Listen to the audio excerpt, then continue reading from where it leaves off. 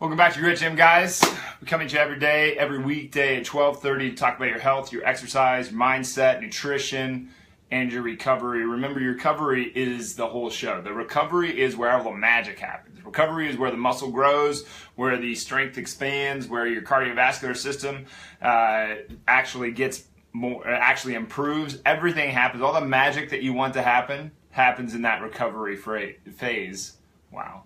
So you want to be digging into that recovery phase. Okay, so recovery is things like meditation, sleep, downtime. Downtime would be like just relaxing.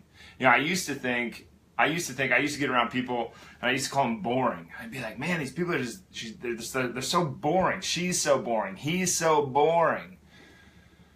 I didn't realize that they were just a lot better at relaxing than I was. And I never knew anything about relaxing. I didn't even know it was an option. So relaxing is an option. It's a very good option you want to take advantage of on a daily basis. You also want to meditate. But you got to earn it with the hard work that goes into the stuff that happens in the mindset sections and in the exercise sections and in the nutrition sections of what we just talked about, because those are important. Those should be priorities as well. You have 4 big things in the health realm, and you got to have all 4 of them.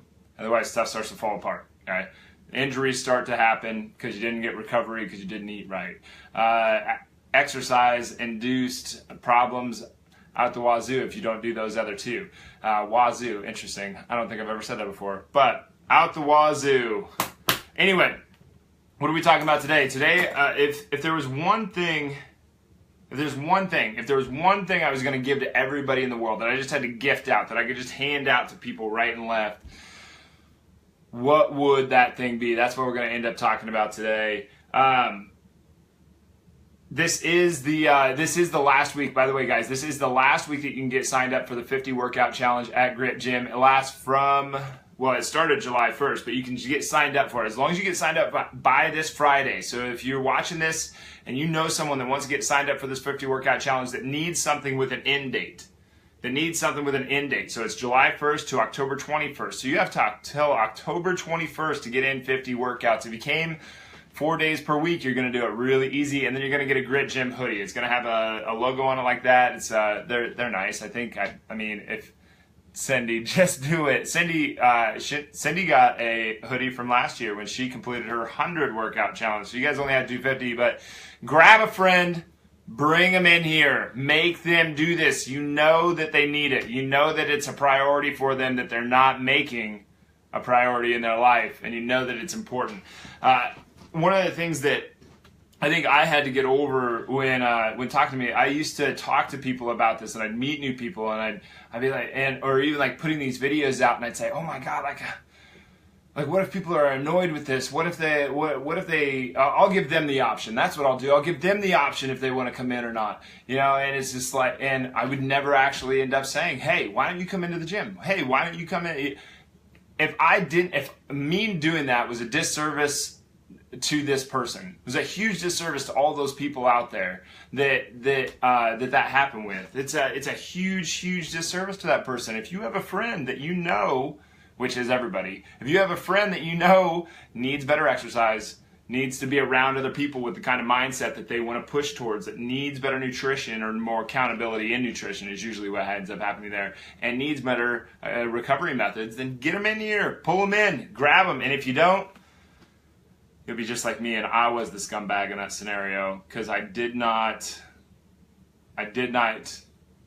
encourage them to get their butt in here. So please encourage your friends to get in here and make their experience in this life everything that they want it to be. But anyway, what's that one thing? Oh, and you need to do that by this Friday. By this Friday will be the last day that you can get signed up for it. It's a 30% discount from what a normal short-term training package is at Grit Gym. So you're getting 30% off, and you're getting everything that is included in a normal, whichever one you choose, the Essentials or the Elite package. So it's going to last until October 21st. Get in here, okay? So the price is lower, so you don't have that excuse, and the time is lower, so you don't have that excuse, and all the other excuses that you were possibly going to make are bullshit anyway. You probably watch way too much TV. You probably do. You just waste time right and left. Get in here. All right, but what's that one thing? What's that one thing? That one thing that everybody could benefit from using? What if I could gift anybody one thing? What would it be? What would it be that this one thing could solve pretty much every issue that you have? It could solve the nutrition, it could solve the exercise, it could solve the mindset, it could solve the recovery methods, it could solve issues in your relationships, it could solve issues like it's going to bring you more money, it's going to bring you more health, it's going to definitely bring you mountains and mountains and mountains of time. Okay, we talk about I think the average life expectancy in the United States right now is somewhere around 85 years. You only have that, like, let's say that you're guaranteed that amount of time, that's all you get, then you want to cram as much experience into every second as you possibly can. With this one thing, you get to have more experiences in each second, okay? When I started learning about this one thing, when I started really digging in, practicing and disciplining and keeping myself accountable to this one thing over and over and refining the practice of this one thing, all of a sudden weeks and months seemed to expand. It was like one day seemed more like a week, and 1 month seemed more like a year. It was as if I was living double time, triple time, 10x time. Okay, and I'm not bullshitting around anything here. I'm dead serious. I felt like the amount of time that went by was just expanded, because I think what was actually happening was I was experiencing more of those seconds. I was fitting more time more experience into those moments. It was a quality of time thing. So what is that one thing? What is that one thing that can help your body? It can help your wealth, your health, your relationships, your time. What is it? It's awareness, man. It's awareness. Awareness of where you are right now. And one of the best things anybody ever asked me or posed to me was like, why don't you just ask yourself where you are right now? So I used to speed. I have like, I don't remember. By the time I was 25 years old, I think I had 20-some speeding tickets. I just was always in a rush, but never in the kind of rush that actually ever got anything done. I was just busy being busy. Okay, I was going nowhere really fast. I would get speeding tickets right and left. And after this person posed this question, why don't you ask yourself where you are? How could you ever be late to anything? He asked me a bunch of different questions like this, and I sat down and I was like, you know what? That is accurate. And I was driving along in the car, and I'm rushing. I'm thinking I'm late. And I had the realization, sitting there, there's no cop that drives by or anything else. It just all of a sudden, bam, hits me, right? And I'm rushing. As I'm rushing. I'm like, where am I right now? I'm in my car. Is me freaking out going to get me there faster? Is me imposing anger on the car in front of me that is going slow going to get me to where I'm going faster? No, it's not. That little question created an awareness to what was happening in that moment. Now, I was in the car alone, but think if your spouse was there beside you while you were experiencing something similar. Your spouse is going to be like, wow, you're about as fun as hemorrhoids right now. Yeah, that's about as fun as I was being too. So awareness was like, okay, well, I can be calm. I can just drive there, and I'm going to get there in the same amount of time whether I'm freaking out or not. It's not like I'm perfect at it, but like, what would be the point of being perfect? Then you would never get the lesson, because you would never make a mistake. And if you can't, first you got to acknowledge the error, and then you got to learn from the error, and then you got to move on. But errors are they're gifts. So it's awareness. What's that one thing? Awareness. And what I was actually planning on talking about today was awareness in terms of nutrition and how big of a deal that can play. So the first one I think most people don't really acknowledge is that if they don't buy it, they're not going to eat it. If you don't buy it from the store, you're not going to eat it. This is a big concept that you can just keep scraping. So everybody's still all hot over the election that happened earlier was that this year or last year or whatever it was, the end of last year, at the beginning of this year, whatever it was. Anyway, so the election that happened, and people are think that vote for Hillary or Donald was this big deal, right? Like, I don't know. You can have your own opinion about that, but I guarantee you that every $1 that you spend on a day-to-day basis, what you spend your money on is a much more powerful vote than than who you voted for in the last election. And people are probably going to disagree with me on that. I don't care. You need to get an education around wealth if that is the case. If you disagree on that, then you need to get an education around wealth. Okay? These businesses that are so bad are not like the food industry. Let's take the food industry. None of this, like the food industry didn't do this to us. The food industry isn't out there doing something to us.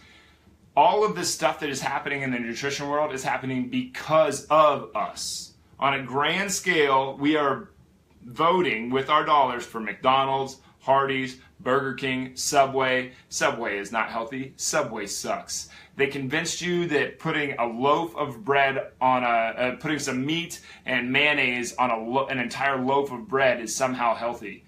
Give me a fucking break. All of these things, we're voting for them. Tyson's Chicken. You buy Tyson's Chicken, you're voting for more Tyson's Chicken. You're voting for that.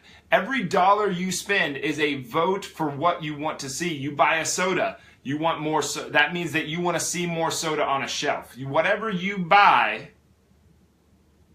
is what you are. It is the vote that you are giving to that thing, and that's more powerful than what you were giving to Donald or Hillary.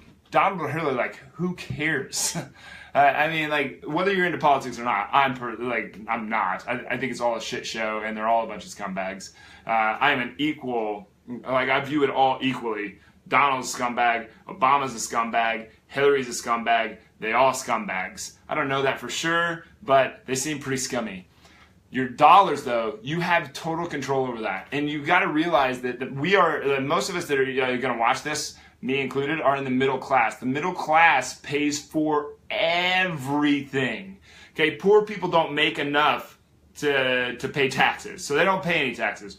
Rich people wrote the tax code, and they know how to manipulate it, which, like, more power to them. Go for it. Yeah, that's great.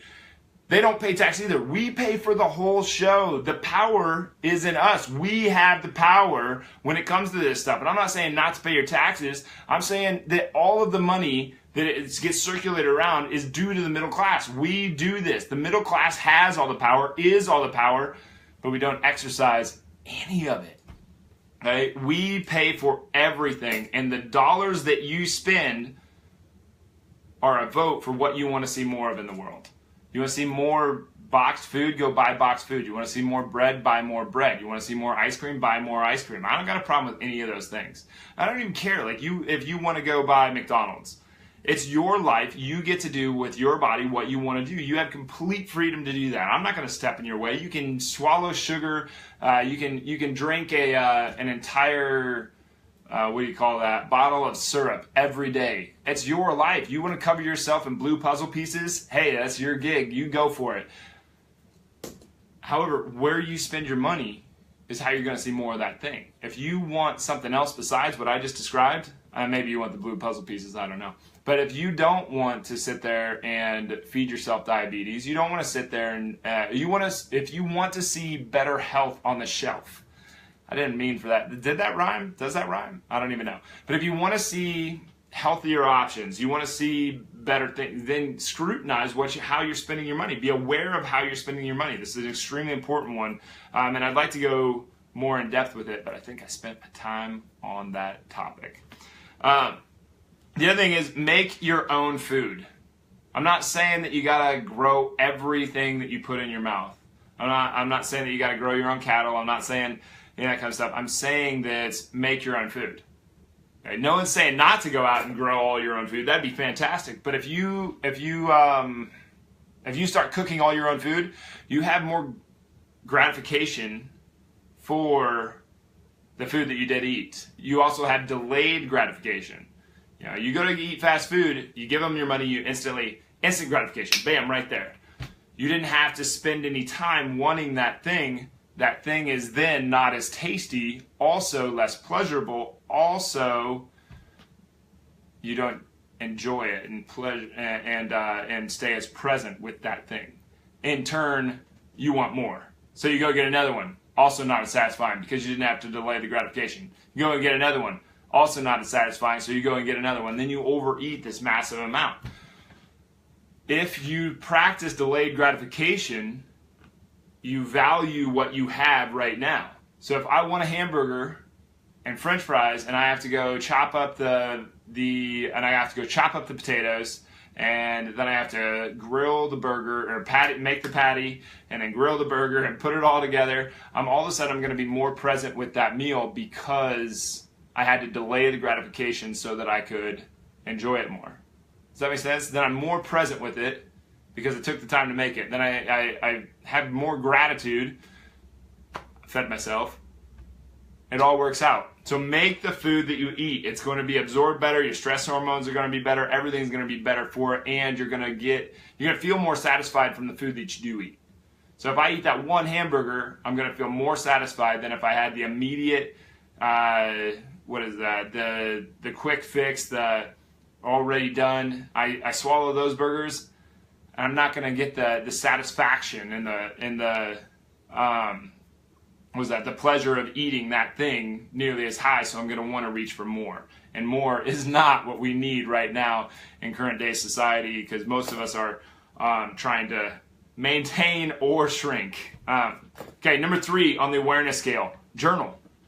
Get out your journal, write it down. I don't care, like we have, I don't think I have one right on the desk here, but we have the Grit Gym Health Journal. Come out and grab one of those. They're not expensive, and it doesn't even take that. Buy one of those those like $2 pocket journals. Write down your food every day. It stares at you back in the face. Okay, you want that accountability. Okay, at the end of the day, you're going to write down everything that you ate. All of a sudden, now you're becoming more aware of how you do eat on a daily basis. You might not write down every single thing that you ate because consciously we just kind of forget stuff that we did eat, but you're going to get better at it as you go along, and all of a sudden you're going to be like, wow, I didn't realize that I was eating on Monday I always eat pizza for lunch, and on Tuesday I always eat pancheros for lunch, and on Wednesday I always eat a flatbread for lunch, even though that's just pizza, and on Wednesday or Thursday I eat spaghetti for lunch. It's like, oh my gosh, I didn't realize how often I was ingesting these really dense carbohydrate meals. Yeah. Now you're aware of it. Now you can do something about it. But if you're not aware of it, how are you going to do anything about it? So write down what you eat. Get pen to paper. It makes it very real. It puts it back in your face. It's not like you're just sitting there going, I wonder what I did eat. I wonder what I did eat. That doesn't do much for us. That's not like when you write it down on a piece of paper, all of a sudden it's staring you back in the face. It's like you're telling yourself. Whereas if I kind of gave myself if you're just cooping it up in your head, you're just kind of thinking about it. If you have it back on paper, back in your face, it makes it much more real. And you want this as real as you possibly can make it. All right, number 4, eat for your body type. This is a big one. This is a very big one. I know I'm saying all of these are big ones, but eat for your body type means that part of the reason that we're shaped the way we are, part of the reason I'm the height that I am with the dimensions that I am, is based on how my body has reacted to the accumulative effect of the food that I've eaten over the course of my lifetime. So part of the reason we're shaped the way we are, much of the reason we're shaped the way we are, even down to our bone structure, is due to how our body has responded to food throughout our life. I think you're eating, even if you only ate 3 times a day, every day, for the entirety of your life, by the time you're 20 years old, do the math. That's 3 times 365 times 20. That's a lot. That's a lot. The cumulative effect of those chemicals floating around in your body, if we gave you if we did 2 very different diets on the same genetics, that person would grow up and look slightly different on each. You see this you see this with twins, where they'll look different even though they're identical twins. Later in life, they'll look different even though they're identical twins. I grew up with a set of identical twins. One of them is now a little bit different shape than the other one because one had kids a little earlier and stopped lifting nearly as hard, and the other one kept lifting hard and trying to be bigger. Okay, so they look a little different based on the stimulus that they've given their body, right? But they do look different just in general. They have identical genetic. They're an identical genetic match. I had a little trouble with that one. Why would they be different? The way that our bodies respond to food is part of the reason we are shaped the way we are. So if there are basically three different types. There are three different types. There are three different categories that we use in the nutrition world. We use endomorph, mesomorph, ectomorph. Okay, endomorph are usually a little bit shorter, but they put on their biggest characteristic is that they put on muscle really easy, and they keep muscle really easy.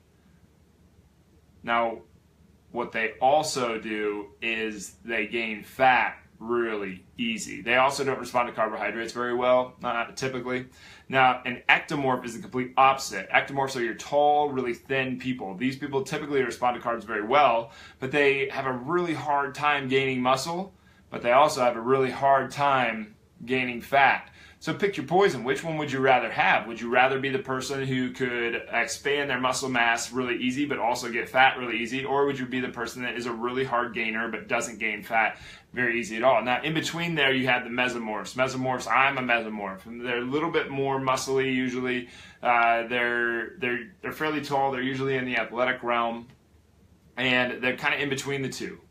They're just kind of like a middle ground between the endomorph and the ectomorph. So how your body responds to food is going to be part based on how your genetics are. Okay, so we have to eat for our body type. It goes a long way. I'm not saying this is the holy grail of all nutrition, but it is something to take into consideration. If you are a person that keeps muscle really easy, can put on muscle really easy, but also gets fat really easy, then you have a pretty simple process. You can cut your caloric intake drastically and lose a lot of fat with exercise. Okay, you're probably going to put on muscle in the process just because your body does that really well. So you got to kick back on your food intake, and usually these people respond really well to a low carbohydrate diet. Now, an ectomorph, if you tried to bring that diet to an ectomorph, you try to bring the no carb, low carb nutrition plan to an ectomorph, and you're going to really bang them up. You're going to hurt them. You're going to get, their bodies are going to be really stressed out. I tried to do this for way too long. My own body, like, I respond pretty well to carbohydrates, because if I'm a mesomorph, I probably drift towards the ectomorph side. So if you don't give me my carbohydrates, it's not that I'm going to get all moody and stuff. It's that my body just doesn't deal with that nearly as well. Now, you give an endomorph and you try to feed them a really high carbohydrate diet, and they're not going to do very well. They're not going to perform very well. They're just not going to have it. So if you're going to eat like a cross-country runner when you're a big, strong power lifter that puts on muscle really easy, you're going to get hammered. If you try to eat like a big, strong power lifter when you're a cross-country runner, you're going to get hammered. Neither of these are going to work out very well. You have to eat for your body type. If you're an endomorph, you do not respond to carbohydrates very well. If you're an ectomorph, you need carbohydrates in your body. You want to have carbohydrates in your ingest. You want to be ingesting carbohydrates into your body. So that's like a quick run through of the endomorph, ectomorph, mesomorph. But figure out which one you are. Figure out which one you are and make decisions based off of that. Some people that are very thin are still mesomorphs, and some people that are really fat are still ectomorphs. It doesn't matter. What you got to do is you got to use those so that you're eating for your body type. Because if you're eating for somebody else's body type, you're gonna get sick. You're gonna get hammered. You're not hammered as in drunk. You're gonna just get nailed down to the ground because you're just not gonna feel very good, and you're not gonna make the progress. You're not gonna be able to go. You're not gonna have the energy to go to your workouts. You're not gonna feel very. You're just gonna be. Your body's gonna be all stressed out, and it's not gonna do very well. So what's the last one? Because we don't have a ton of time left. Because I got too winded on a couple of those things. The Holy Grail. This is the Holy Grail. This is the end-all, be-all. This is the big dog of nutrition. This is the one that can be the deciding factor. This is the one that almost even negates whether you need that awareness or not. Okay? Food preparation. I know, that's so lame. It's so lame that I just said that, but food preparation is the big dog. It is everything. If you prepare your food, everything is going to go much better. You prepare your food ahead of time. Like a lot of people want to make this really complicated and want to do it every night for the day ahead. Don't do that. Go on Sunday when you don't have a lot of stuff going on. Grab this on Sunday. What you're going to do is when you go to the grocery store this week, get all of the food that you're going to need to make 5 salads and 5 sandwiches. 5 salads and 5 sandwiches. That's all you're going to do to food prep. You lay out your containers. So what I do is I have 10 Pyrex containers laying out on the counter. I make one big salad and I disperse that among all of them, minus the dressing. I'll put that on later. But then I make 5 sandwiches and I throw them in the fridge. Okay, that makes lunch and possibly dinner, if I'm not feeling like cooking when I come home, for every night of the week. You want to do this. Food prep is the deciding factor a lot of the time for a lot of people. Also, another thing that you can do, this is in addition to, I'm not saying either or, make about 4 or 5 of those Pyrex containers of stir fry, because it just cooks up really easy. Stick those in your freezer. Now you have freezer food that you can just dump in a skillet, shake around for a little bit for some heat, and you have some food going into your body. You want to meal prep. Meal prep is a big, big, big deal. It solves all of the things that we have talked about so far. And it's going to control the number of calories that you're eating, that you're ingesting. It's going to control the type of food that you're making a good decision ahead of time. You're paying yourself in the future by doing meal prep. If you meal prep ahead of time, then you're saying, hey, Adam in the future, or whoever else, whatever your name is, you're gonna take that and you're gonna make yourself a meal for later in the future so that you can thank yourself then. It's a big deal. You want to food prep. You want to drop 10 pounds, you want to drop 50 pounds, I don't really care. Prepare your meals ahead of time. Otherwise, you're gonna come home and bad things are gonna happen. You're gonna order pizza, or you're just gonna eat junk. You're just gonna eat junk because that's what you feel like, and then you're gonna feel all guilty, and then you're gonna reach for more junk because you felt guilty to try to feel better.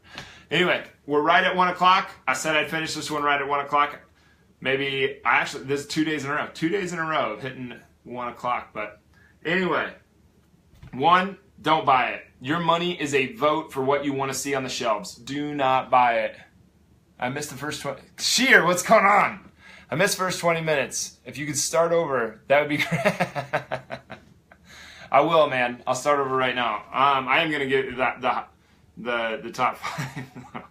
It's a little silly fucker. 1, don't buy it. Your money is a vote for what you want to see in the stores. Do not buy it. $1, every $1 that you spend is more powerful than the vote that you had in the last election. I guarantee it. $1, where you spend it, is more powerful than your vote for Hillary or Donald was. Okay, number 2, make all your food. Make the food that you eat. Practice delayed gratification. It is powerful. Make your own food. Number 3, journal. You want that staring back in your face. You want the food that you eat. You want to be aware of the food that you eat. And to do that, you write it down so that it's glaring you back in the face. Pen to paper. Get it done. Number 4, eat for your body type. There's endomorphs, mesomorphs, ectomorphs. Eat for your body type. You gotta had to bust your balls. I love your shit, man. Thanks, dude. And then number 5, food prep. Okay, prepare your food ahead of time. But the big one thing that I wish I could give everybody that I think would solve almost all health, wealth, relationship, time, exercise, mindset, nutrition, recovery, all of it would be benefited if I could just give you tons and tons of awareness. Awareness is the key factor. But anyway, thanks for being here, guys. Cheer. I'll see you soon, man.